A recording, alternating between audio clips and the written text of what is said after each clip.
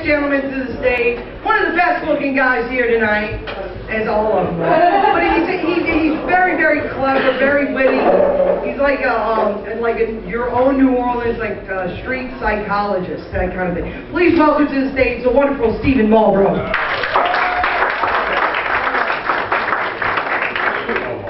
Sidewalk psychologist. That's sorry. I want to thank everybody for coming out tonight, really supporting all of this. I really appreciate that. I want to thank everybody here at the City Bar, and thanks to Louis Duet and especially to Jodi Borrello. My name is Stephen Marlbrough, and as you can tell, I'm a middle-aged man.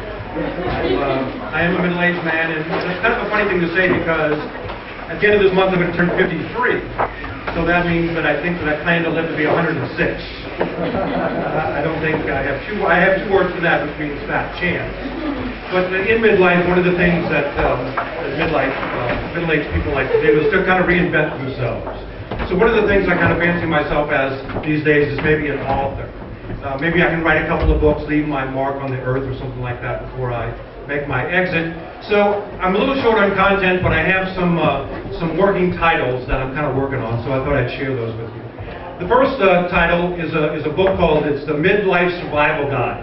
It's pretty basic. It's called Fiber, Floss, and Forgiveness. So three things you need to survive midlife. Fiber, obviously. It's one thing that helps me keep my life moving pretty smoothly through the course of a given day, right? Floss, I mean, you gotta floss. I mean, please. I mean, teeth are not an option. I mean, for me, I never thought of myself as somebody who could, like, have a couple of missing teeth in the front, but yet still be able to wake up in the morning and look in the mirror and go, you know what? Looks pretty good. That's not going to happen. For me, I have kind of a personal goal. I think to myself, when I die and they bury me, I want to be buried with all of my original teeth, even if they're in my goddamn hands.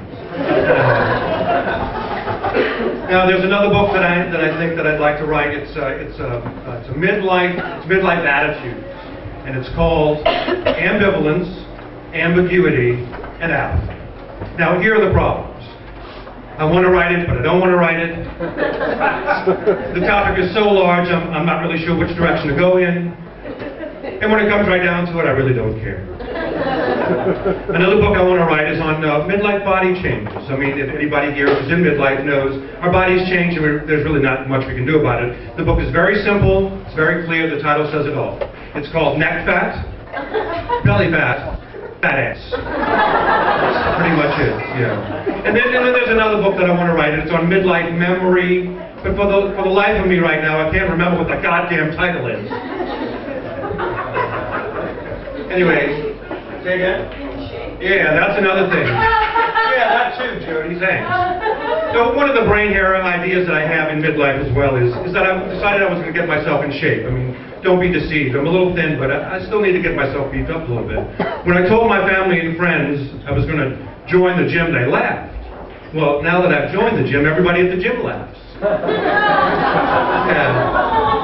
Yeah, well, it's all right. They have Xanax for that, I just don't know. So I decided one of the things I was going to do was try to get myself some pecs. You know, just kind of beef myself up a little bit. So I have a personal trainer, and he said, well, he thought that was going to take some extreme engineering to lift these puppies. And I thought, well, it's what I want, so, you know, I said, well, what do you think an estimated time that there would be some positive pec improvements if we work on it? He was quiet for a long time, and then he looked at me, and real seriously, he said, April 1st, 2013. I just looked back and I said, well, that works for me. That's it. Now the other thing is, midlife, no midlife discussion is complete without talking about midlife sex. And being a middle-aged man, of course, we're going to talk about ED, erectile dysfunction, right? I mean, you guys all seen that commercial on TV. You see them, we're bombarded with them. Now, one of the things I don't understand is, what message are they trying to get with those two people sitting in those individual bathtubs outside? I mean, what are they trying to tell us? Are they both about to get a little dirty? Is that what it is? Are they both in for some good, clean fun? Is that what it is? Are they both about to get themselves into some hot water? Is that what it's about? No, I can't figure it out. All I know is that I'm not ashamed to admit that I take the pill from time to time. And how I like to do it is I like to take the pill first thing in the morning as I start my day. Now, it causes a few problems in the course of the day.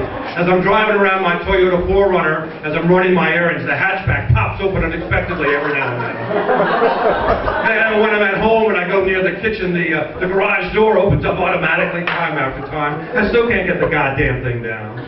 And I live on the North Shore, for God's sake. Now every time I cross the causeway, the damn drawbridge is up. I'm late for everything. Now, if I'm one of those guys that gets a 4-hour erection, I guarantee you what I'm not going to do is call my doctor or rush myself to the emergency room. That's not going to happen. What's going to happen is I'm going to turn into an inappropriate family dog. And I'm going to be looking for anything that's friendly. And what I mean by friendly is anything that stands still for more than 5 seconds. Anybody that doesn't see me slowly sneaking up behind them. Or anybody that I can kind of get a good grip on and pin down for about 30 seconds. Now, the only thing that really pisses me off about the pill, and this is the only thing that makes me cross just even thinking about it, is the cost of the goddamn thing. I mean, please, I have a little bit of money, not a lot, and I have insurance, and I'm not a cheap guy. But I mean, does a pill really have to be that expensive? I mean, when you dissect it, it comes down to being about $15 a pill. $15 a pill, I mean, that's ridiculous. You know what that turns out? You know what that works out to be? That's a $15 fuck. Well, fuck that.